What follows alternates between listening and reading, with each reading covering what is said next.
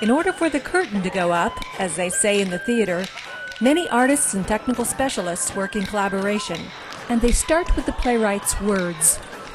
The sound designers, lighting designers, actors, stage managers, costume designers, choreographers, the director and crew put in many weeks of concentrated effort to create the unique experience of live theater. Join us as we take a look behind the scenes to find out the story behind Florida State University's production of John Fletcher's The Tamer Tamed.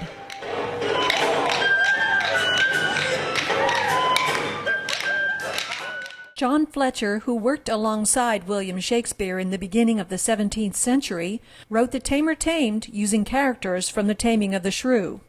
He was younger than Shakespeare and younger than his partner Beaumont, much younger in fact. And Fletcher wrote so many plays, many plays, many more than Shakespeare, and collaborated with many people.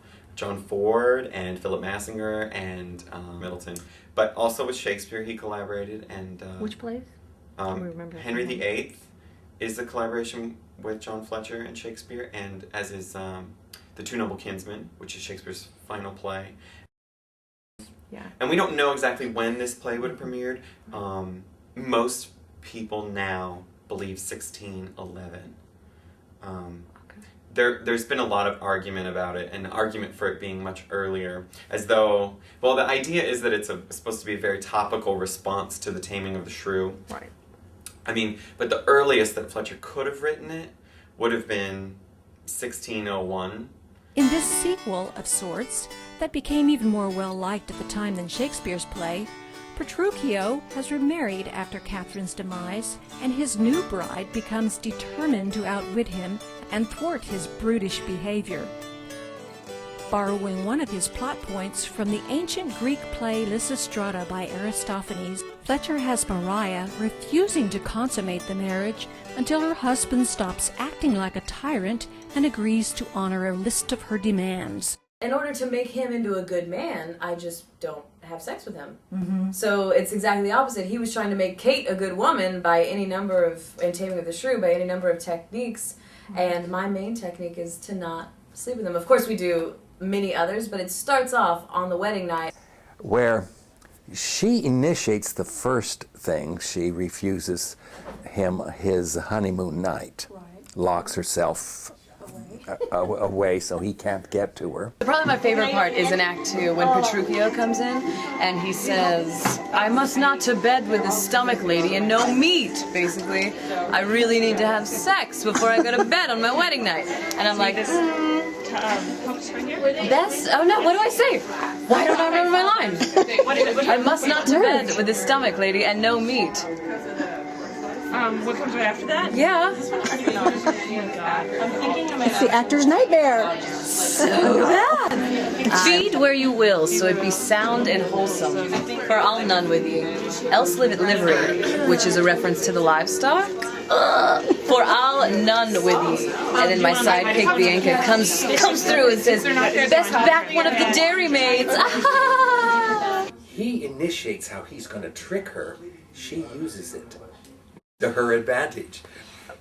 So he comes up with the next thing, and he's going to pretend he is going to travel, leave her, and she just uses it. 'Tis a folly, and you will find it so. Give her conditions, for on my life she will put up to this trick. I should think so too. Bianca, who is from Taming of the Shrew, is also. Bianca's trying to convince her that she should stand up for her own rights. His anger. Since his first wife, my late sister, set him going, nothing can bind his rage. Take your own counsel, you shall not say that I persuaded you. Bianca says that line to me, and that's what starts it. Don't think that if you're happy now that it's going to get any better. And so that's like, yep, if my husband's mean to me now, he's going to be mean to me later. Yeah. I have to do something about it. Gentlemen, speak to me. We'll believe them, and either storm them out or make them recreant. I'll see our passages stop, but these about them. If the good women of the town dare succor them, we shall have wars indeed.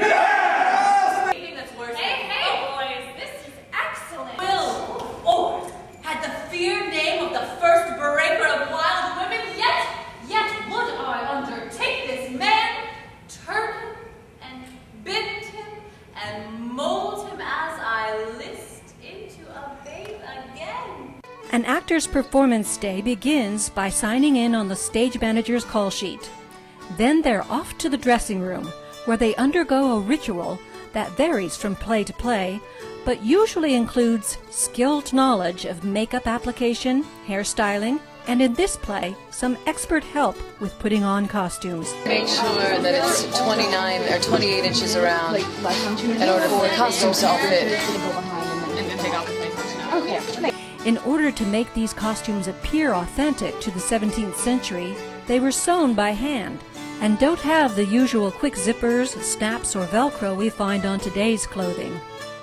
In addition to a stage manager and 3 assistant stage managers, a 25-person run crew attended to hundreds of important details backstage in order to make the show run smoothly. So this is Allie, my saving grace throughout the show. You have people backstage helping you? Yes, we have 3. 3 people to help you change your clothes? Yes. They're 40-pound costumes because there's so many layers. And when you see all the layers that the actress has to put on, you'll understand why she needs a dresser's help. Especially since she has several costume changes during the show that sometimes have to happen quickly backstage. Even with the help, there's no guarantee there won't be a few costume catastrophes during the play that may or may not be funny at the time. Of course, if something really terrible should happen, the understudy is always ready to go on with the show. Hey, Catherine. Hey, Jessica. This is my understudy. Roland's here. Hi, Hi, nice to meet you. nice to meet you. Directed Kate from Taming of the Shrew. I know. I swear, if there's just one scene with her, fabulous. That would be good. I Yes. know, with my name being Catherine, the whole thing. Exactly. It just works. You really can't believe everything you see on stage. Sometimes in order to create the character's look, an actor uses things like false eyelashes, wigs, and even padding for the required curves of the historical era. You see it sticking out. That's a bustle. It's called a bustle. Or a bum roll. Or I don't like bun calling roll. it a bum roll. Yeah. Sounds like a bad candy or something. That's what. That's what And then my makes favorite them part of my great. costume, no one ever gets to see it because it's really pretty. Yeah. So at some point I'm taking my dress off. It's wearing. That's my wig. It's your wig. Oh, I can't wait to see it on you. I know, it's really We'll cute. see it in just a minute. Can you tell me your name? Oh yeah, I'm Lindsay. Lindsay. Well, I play City Wife. And it starts the riot. Yes. And this is my partner in crime. I'm country wife. Country wife, also causing trouble. Always. And this is your hair. Wait till you see my chest, because you'll see a whole lot of it. This woman has defied you. It should seem so. And why? Yes, can you tell me? For 13 causes! Pray by your patience. Strong and swear forward, sister! By all that's cordial, in this place will bury our bones, fames, tongues, our triumphs, and even all that ever yet was chronicled of woman. And Chelsea's Chelsea doesn't get a wig. She gets a. No, I don't get a wig. Are you one of the country people? Yes, or- I'm witch number 2. There's Donna putting the final touches on her dress. You see, she has her skirt poofing out. Yeah, this is a bum roll. We just have a petticoat underneath it, but we have to tie them up to the breeches halfway through the show, so